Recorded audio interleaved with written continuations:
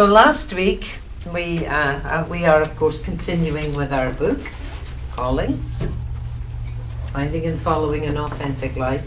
And last week we had a really excellent discussion, and it should be very shortly. It's either available on YouTube or you can go to our website in a day or two, and it will be up and posted on there for you to look at. So this morning we're going to talk about limitations, because we never quite got around to talking about it last week. Is that limitations or levitation? Well, we might levitate that way. Yeah, because you know, anything might happen, as you know. We all have limitations, but what matters is how we convert them into our own creations. They're among the raw materials for composing a life. They're the straw that can be woven into gold. Pianists wouldn't think to judge themselves because their hands only have 5 fingers each and not 6 or 8. You work with what's there. We shouldn't unduly begrudge our own limitations, but find a destination in destiny. I like that. But a calling itself is a limitation. And this explains why some people choose not to follow it. By following a call, we narrow our choices and we close doors we may never be able to reopen. We're naturally afraid of losing our freedom of choice. This may be especially so for those who were brought up with the old Lutheran model of callings as stations in life, and were preordained rather than chosen. That can sound an awful lot like a caste system, meant to discourage independence and any move from one station to another, such as changing jobs or marriages or hometowns. Going against one's station was for generations considered an act of insubordination, and exercising one's free will and self-determination was considered secondary to a God who appoints those stations. If we don't ever choose, however, freedom is just an illusion, an idea in the mind. If you're standing at a crossroads with paths going off in all directions, you have, in theory, great freedom until you actually make a choice. Freedom is only potential energy, energy in abeyance, in waiting.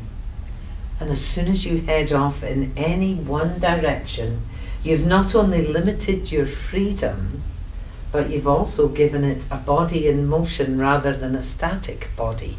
You've turned the potential energy into kinetic energy, energy in use, freedom that you are now exercising with every footfall. Any creative act is the ideal place in which to practice and witness this trade-off between choice and freedom. When you write, for instance, you define a world and a reason for it. You define a theme, a setting, maybe a set of characters, and what direction they're all going in. But by creating, you also destroy. You narrow your focus. You sacrifice the whole for the part. You perish the thought, at least for now, of other roads you might have taken, other stories you might have told. And when you're done, you've fashioned not only a life, but also chronicled a death, ghosts and all. I thought that was very, very powerful. Yeah. And I think it is something that we miss, is that as soon as we make a choice, we have immediately limited our potential. Yes, Mary. Well, Artist. Yeah, I mean, as an artist, I do this all the time, and the empty space is full of potential, but the minute you put a line in it, you've stopped the movement, you've stopped the potential. You have made a statement. You've done exactly what you just said. And so when I paint, I try not to put any edges on anything. I start from the center and I work my way out, and I wait until the very end to make an edge. And that is so simple. I mean, because I've been doing it for so long on the surface. But in life, the big canvas of life, Yeah, that's a very difficult thing to absolutely. do. It is. It really is. Because in many ways, it's by setting those edges Mhm. that we define where we're going, what we're doing. So unlike Mary's painting, where she starts from the middle and works out with blur all around it, so there is no definition. Generally, before we even start, we do the edges of the jigsaw puzzle before even attempting the center. Yes, Stephen. Well, Joseph Campbell refers to the hero's journey, which is a reflection of how it takes courage. Oh, absolutely. Yes.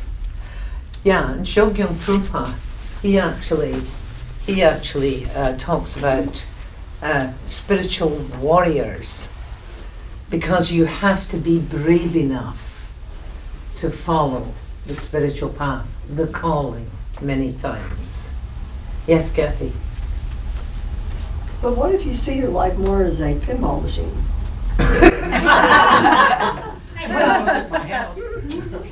That is, but that is a creative endeavour in itself, isn't it? Oh, yeah. Gotta keep the flippers going. You gotta keep the flippers moving so that the ball doesn't No, stop. I am the ball. Ah, you're the ball. Okay. Yeah, I think we So, all feel alive. I think most of us do generally. At some stage in our Isn't that the lives, same we as being on feel the river and just letting yourself bounce off the rocks and see where it goes? it is in some ways. Yes, you know, it's like Abraham. Abraham says, "There is nothing that you want that is upstream, nothing." Right. And yet we spend so much of our lives paddling furiously, trying to get up there, going against the current. Or holding Yes, on to that damn rock. Akhilesh. So I think there's some actions. I mean, no action is better than the other, but I think for each of us, there's some actions that resonate with our heart and our Right. emotions, and that's what our calling might be. So if it just feels right to us, then we do it. But that doesn't mean that it's any better or worse. So when we actually take a stance and draw a line or Right. do whatever, if we are following our heart, then I feel that's quote unquote right for us. Right, and I mean that's what we talked about last week, the balance between heart and between mind. Right. But I think though, especially with callings, when they are easy, we tend to say yes. But when they are challenging, that is when we say no.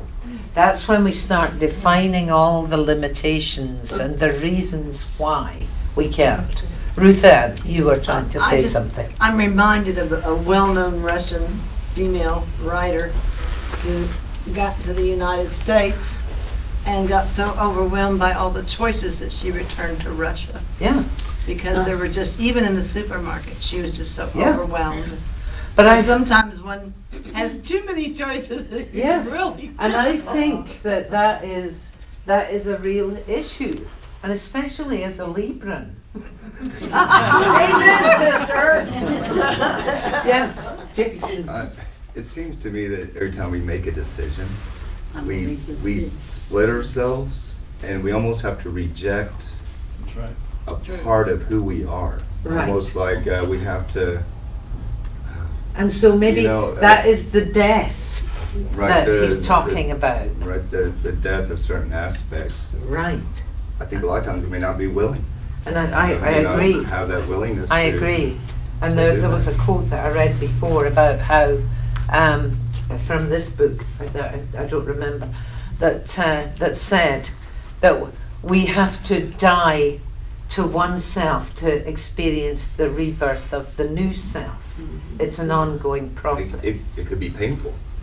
And- You know, it could be- Oh, yeah. it usually is. And Stephen Pressfield wrote, most of us have two lives, the life we live and the unlived life within us. Between the two stands resistance. And yes, Deandra. So, the egg and the sperm are potential.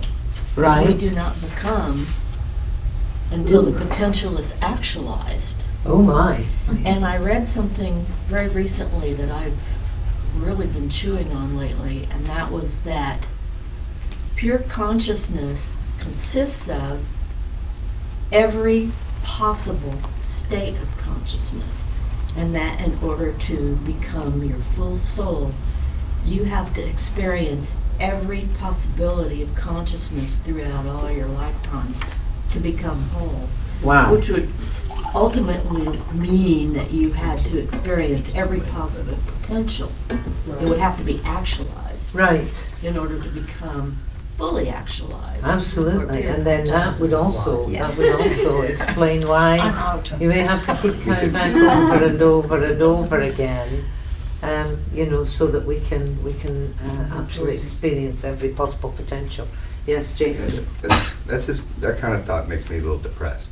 You know, I look at the next 5,000 years, and who knows the past There is no 5,000 time. years There of is no time in the spirit world, being darling. shot So and being beat, and you you know. know, I mean, all these things I have to experience. maybe you've already done all of that. I hope so. Where you are now. Akhilesh. I think you said that it's when the callings are hard that it becomes difficult. But I would say that the hardest, the quote unquote hardest callings are the ones where you follow your heart, because your head's always telling you to take it easy, right? Oh, yeah. But your heart That's a very interesting one. That's a very interesting one. Yes. And so, if you think about it, the hardest thing is to follow your heart and not to. It's easier to follow your head. Ruth Ann? Well, I'm just thinking that the hardest part is letting yourself be emptied. I mean, that's what it amounts to, is at least was trying to become an empty vessel, be emptied out of Stuff. all this, Okay. you know, so that I can be a true spirit and service and be part of the oneness consciously. Okay, that's interesting. Karen, you wanted I to was say? just going to say, yes, the hardest thing, because I'm writing a children's book, the hardest thing is from my heart, but to get it done, Yeah. to get it published. Anna? But if you start thinking from the heart, you start noticing that from the heart you really know, and from the mind you're running an agenda. Yeah. Very nice. Okay, that's a nice way of looking at it. Yes. So knowings don't come from the mind, they come from the heart. Yes. That's very And interesting. there's so much more activity in the heart as far as it sends it to the mind. So your heart is really your Well, key. the heart is, there is more activity in the heart. We know that. There's more electrical activity, there's more frequency being emitted by the heart. But we have been socialized, we have been encouraged to suppress the heart and use the mind. It comes back to what we were talking about last week, where unless it's provable, it can't be true. Science is the only true way to move forward. Yes, Akhilesh. I think another way to look at it may be that we are fundamentally emotional beings. That's what makes us human. Yes. And that's where the heart-centeredness comes in. And the activities that bring us closest to unconditional love, that emotion, are the ones that might be our calling, that might make us feel that it feels right. You know. Yes. Sandeep? I was gonna say, like, actually recently I was looking into electric hearts, like you can have an electric hurt inside, like, to save yourself. Then I was like, then why would you say things come from your heart? Because you can replace it with some electric stuff and because it's just to give you blood inside the body. Does that make sense? It does, but they're discovering that the heart is far more intelligent Right. than the brain. Yes, I think when at least when I talk about the heart, I'm not talking about the organ, but the chakra. Well, there's different chakras, and there's a heart chakra, which is sort of the seat of where your emotional emotions would be, the emotional part of your being would be focused. So at least that's what I talk about. So right? yeah, so see you. It's use actually the not word even on the heart, it's- Intelligence, it's in the brain. emotional intelligence. Yeah. Interesting. Yes, Kathy. I would say that it's often a combination of the heart chakra and the solar plexus chakra. Well, the heart chakra. Remember, the heart chakra is the medial place between the spiritual and the physical. Right. Okay, It's kind of so like- the lower chakras are your physical, physical existence, the root, That's- the dantian, and the solar plexus, of course, which is the seat of self. And so the heart is the median point between that and your spiritual chakras.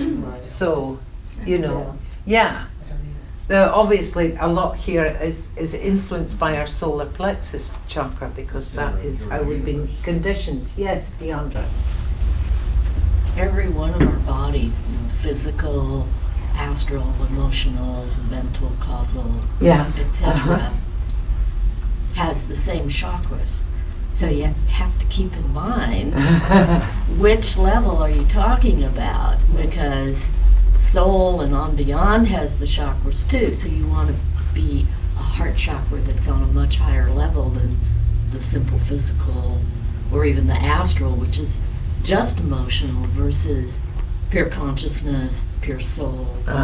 Interesting. Just a thought. Yeah, The next very. one to me. Yeah, very interesting. Jason. Well, so this week, Grandma just got an emergency pacemaker put in. Her mind is very clear. She's very aware. Was healthy. Went to Walmart the day before, I guess, and whatever. But had this low blood pressure.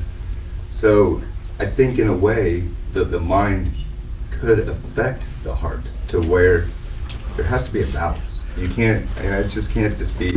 Oh all yeah, heart or and all I mind agree or- with that. And I think the thing is that the psychological term psychosomatic. Psycho is the mind, soma is the body. I think that the two influence each other far more than we've given it credit for, and we're now beginning to prove that. Almost like you gotta have an open communication. Well, yeah, in a way, I instead of mean, just all heart or all. that's the thing. We are here to have these physical experiences to move forward on this physical plane. But think about, Louise Hay in the 70s wrote a book called The Mental Causes of Physical Illness and the Metaphysical Ways to Correct Them. And now, of course, all these doctors and scientists are standing up and saying, the mind might be influencing the body a lot more than, But hers was pseudoscience, therefore it was not accepted. And I think now we're beginning to realize that a lot of this pseudoscience actually is rooted in truth. And that's what I think we're going to see more as we move forward. They're the two disciplines. And, you can think of science is the mind and, that the spirituality is the heart. So these two disciplines coming closer and closer together, just as they are with science and spirituality. Yes, I mean, even if you talk about science, are we talking about Western science that has existed for the last 300 years as the only well, the only as you avenue of reason? know, that is the only science. Because we've lived through other epochs where there's been far more advanced technology. Absolutely, And, absolutely. But remember, you know, like in the 1920s, that suddenly we discovered that there was this Eastern realm with spirituality, you know? I mean, what about In the 2,500 years 20s. ago when we had the pyramids and other things? that we Exactly, can- and then all of a sudden, we've got all this revolutionary stuff. You know, people are making megabucks out of meditation. You know, I mean, stuff that's been going on for thousands of years. Now there's an app for that. And now there's an app for that. Thank you. It's the same with Native American spirituality, where, you know, these were savages that had to be converted to Christianity. Savages that were talking about oneness with the planet, the environment, and ourselves. Yes, Steve. So I heard a little part of a TED talk that was the guy's talking about relationships. And he was saying that we tend to look for saying, oh, well, we're supposed to pick someone that we're compatible with, and that's what people look towards. Right. He said, actually, what happens is that you care about or you love someone, and then you build compatibility. And that's what love is like building compatibility through that relationship. Wow. Now, do you do the same thing with a calling? It's like, I could have been a machinist, and I think I would have built a very successful, satisfying career as a Right. machinist. Right. And I think I would have built that calling as I went along. It would Very have, interesting. it would have fit me over time better Yes. and better. So in other words, you would have Yeah. created the compatibility. Right, and now I'd actually be able to fix things. That's a really interesting point. Social workers can't do. Noreen. Things, people's minds. I think ideally, I want to fight out for mind again. I feel like mind is kind of a little lower level than heart. And I think when the two are working together is the ideal. Absolutely. And that's just peace. But, you know, there are lots of times when the heart might be going down a wrong path. And thank God for the mind to go tap, tap, tap. Wrong Oh, path. another interesting point here. Yes, Akhilesh. I was just going to say, I think based on what Steve said, to me a calling is something that creates the emotion of unconditional love in you. And that could happen at the beginning, you could be drawn to some activity, or over time you could be doing something just like a flow activity or something else where you're helping others, and then it creates that feeling in you. So, yeah. Okay. Jason, you were going to say something? Yeah, it made me think of the bow idea. Uh-huh. Right. Right. When we make a decision, Yes, they go in the wrong direction. It's that's just like right. The So the bowstring. further back you pull the bow, Right. then the more momentum, the more impetus you get for when you release the trajectory. Yes. I really like what Steve said about compatibility, because I feel like we all have a lot of different compatibilities for many, not just people, but for things that would be our occupations or our calling, and we could be compatible all at the same time, but there's probably, like everything else in life, there's probably a better time for each one of these compatibilities. Like at some point in our life, we might be compatible with one calling or one occupation or one thought process that later in life, maybe we still remember how compatible we were, Right. but maybe now we wouldn't be as compatible. And that's the thing to remember, is there is no one single calling. Sandeep, you wanted to say something. I was gonna say, like for brain also, don't we have like one is consciousness, then unconsciousness, Uh-huh. conscious, no, and one is like, you know, this conscious, like one is like when you have active, like 8% of the brain which we are using, then there is Right. unconscious in dreams and like, you know, the columns Right. maybe, and then there is the other part which is kind of sleeping. If it wakes up, then we become kind of Yeah, I think the The unconscious, though, I think is the thing that gets influenced most by external influences and other things as we're growing up. And he says, the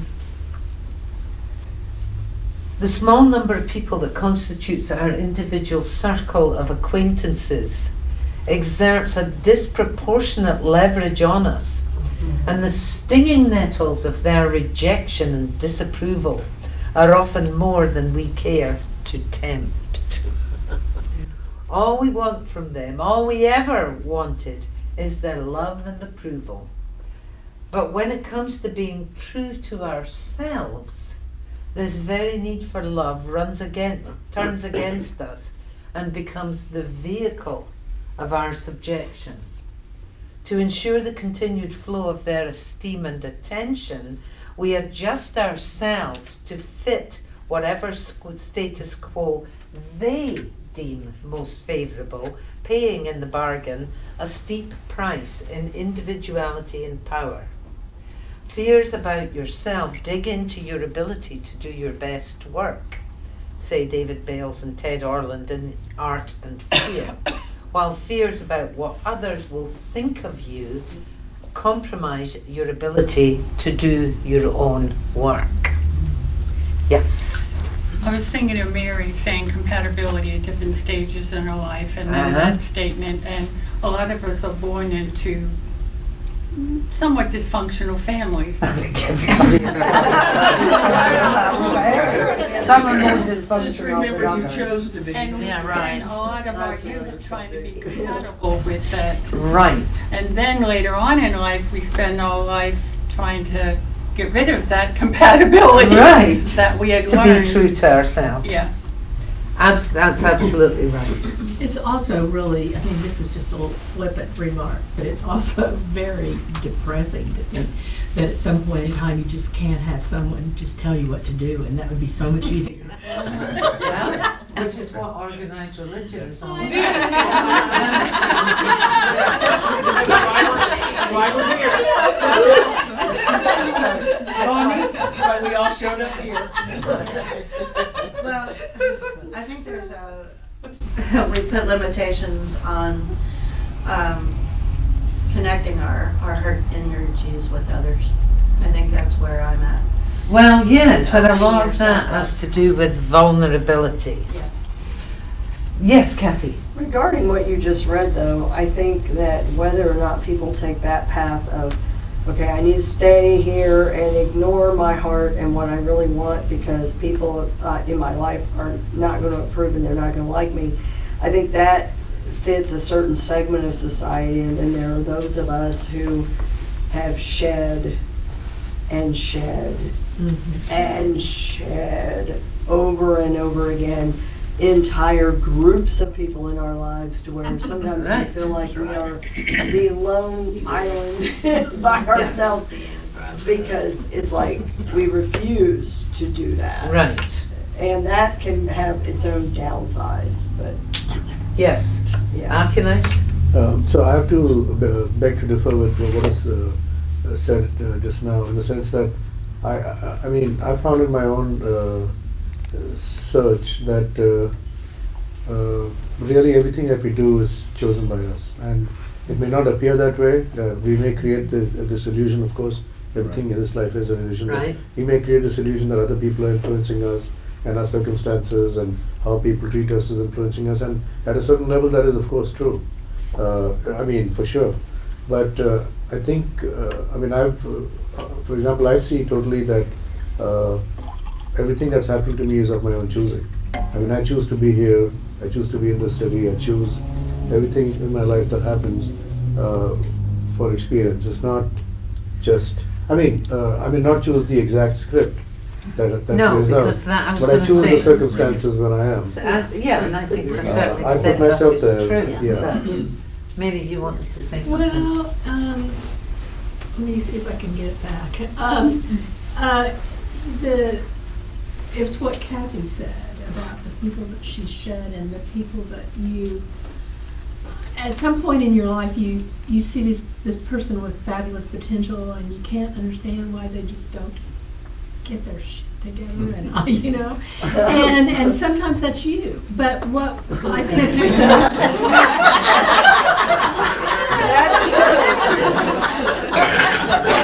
sometimes it's you. So, but I think what we forget is that because time isn't linear, and it is that person may need to be right where they are right then for balance, and there's Okay. all that balance. And if you're, like we spoke about earlier, if we're going to experience all of these different things, the stuff that made Jason depressed, then at some point in time you've got to be the one who just doesn't get it together. You know? Yin and the Okay. yang, right? You can't really enjoy Yeah. that feeling of like, oh, this is right where I'm supposed to be, this is my calling, if you haven't really experienced that Uh-huh. lost feeling of, Ooh, That's right. that's Yeah. The both. the proverb, how can you appreciate the summer when you've never experienced the winter? Yes. So, following the calling seems to me living an authentic life. Yes. Just being you. Right. And right, we have all these make mom happy, make dad happy, make the kids happy, Right. spouse happy, make everyone happy. And I had conflict with that in maturing to being myself or trying to Uh-huh. find who I am.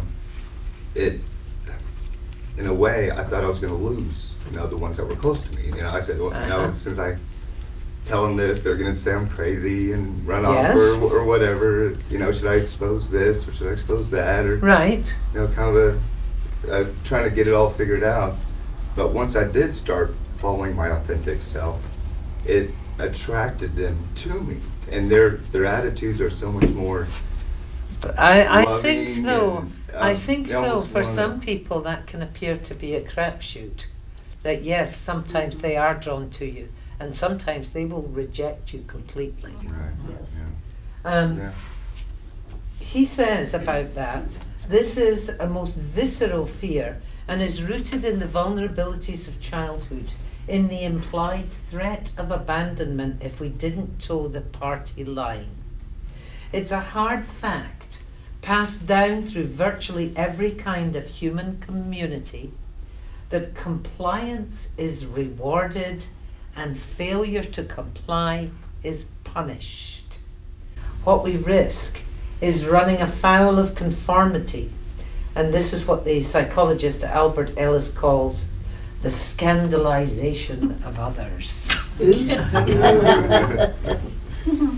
Imagine, for instance, with what sort of equanimity your partner and children would greet the news that you feel compelled to quit your job, thereby eviscerating the lifestyle to which they have become accustomed. Or your parents that you plan to marry someone of another race or faith. Or your friends that you're going to adopt children with AIDS. As a woman I know has done 5 times. Excuse me. Excuse me. Imagine wanting to be a gardener or a carpenter in a family that is disdainful of making a living by manual labour, or that considers a golden tan de rigueur, but not if you acquired it at work. And isn't that interesting, if you think about it? Imagine you're a woman who feels called to be a minister in a religious community that doesn't believe God calls women to be ministers. Naturally, people are going to treat you like you're blowing your nose on their prayer flags and spitting in their holy water. Naturally, you're going to think twice about following that call. And so, once again, we come back to this desperate human need to be accepted, to get approval from others. This is what we have grown up all our lives, seeking approval. Yes, Akilé. Just maybe saying what I said earlier in a different way. There's different levels of illusion that we're living. At a certain level of illusion, all these things are true, where you're seeking the approval of others are influencing you, and so on. Right. But at the next highest, when you see through that, it's really you who are making all the decisions of where Right. you want to be Yes. in But this most, life. most And then there's people another don't level, see there's through another that level. because they get caught in the human condition. Sure. And the human condition, dictates that we are all desperate for But I love. think it's important also to note, when I first read Seth many, many years ago, what really hit me was that it doesn't matter what level of illusion you're operating in. Right? There's a part of you that knows the different levels. And I think that's true, and I think that, there is some deep part of us that does know that this is an illusion. But that's one of the things that we repress, that we push down. That's one of the things that people fear from meditation. Yes, Jason. So, okay, I think I'm, Okay, go for it. so we make a decision, and we Uh-huh. follow this calling, and I think unconsciously we reject a part of ourselves to follow this calling, whether it's can't watch, I don't know, ER on Wednesdays or whatever it is. Uh-huh. But so we start following this calling, and in order to deal with that rejection, I think we may project it onto others. So we follow this calling and we have people rejecting us in order for us to deal with our own rejection inside of us. Ooh, that's interesting. Noreen. Now, this is going to sound strange, but Welcome to the club.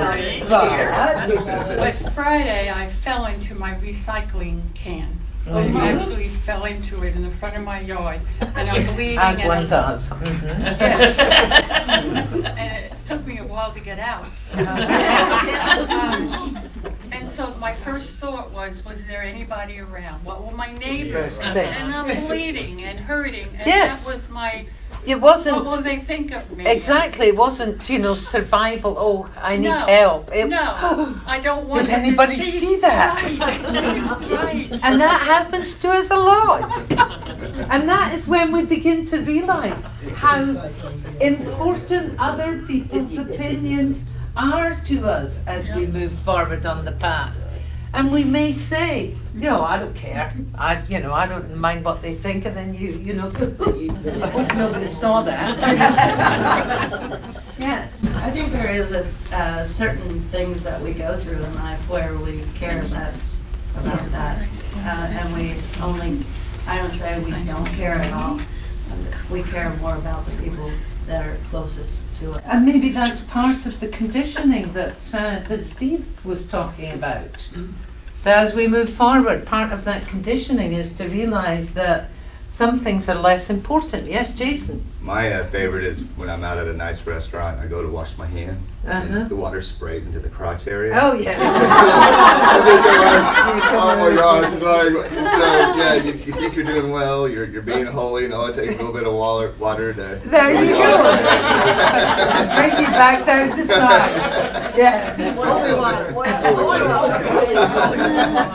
I have to follow that. Well. Well, crotch wetness and recycling bin falling aside, what I was gonna say, backtracking, is I think if you've gone through, and I've gone through so many transitions in my life, and I think, I'm not there yet totally, obviously, nobody is, but at some point you get to the point where as you're shedding these things in your life because you're seeing goals that are more important to you, it's like, well, wherever I am, that's where I am.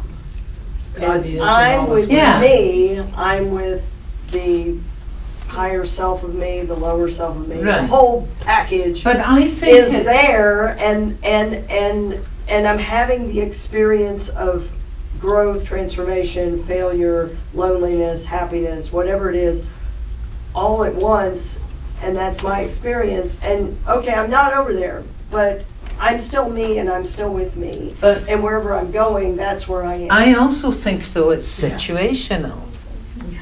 You can be with one group of friends and do something totally stupid, and you know that they accept and they don't care. Or you can do something really stupid with like your family members, and that intense intense fear comes up again of what are they going to think of you. Yes, agonize.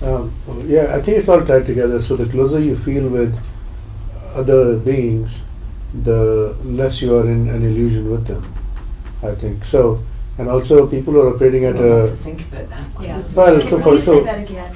the more connected you feel with other beings, other people, the less the level of illusion that you're operating in with them. So, also I think people who are operating at a different level of illusion are the ones that are, you would say, don't give a crap about things. Yes. And people are attracted to them because they are not operating at that level of illusion. They're Right. operating at a Yeah, different level. exactly. Anna, you were going to say something. Yes, it all sounded kind of really hard and negative so far about, letting go and trying to follow your path, all the hardships you have to deal with in Uh-huh. family. On the positive side, once you decide to do that, to follow your path, you change your energy. I And you agree. start attracting people with that same energy because Right. you function on a different frequency. And by doing so, you allow other people around you to let go as well. Absolutely. And I do agree with that, very much so. It might take you a while, though. But it does. It does take you a while. This is the whole thing. Because we've all been conditioned to, look for love and approval in everything we do. I don't care how old you get when you do something and somebody says, "Oh, fantastic," you think, "Oh, well."